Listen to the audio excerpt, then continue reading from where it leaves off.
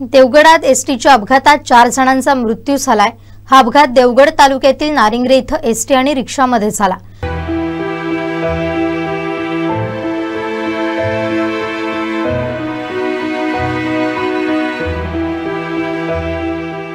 अपघातामध्ये 4 जण ठार झाले असून ही घटना सायंकाळी 4:30 वाजता घडली।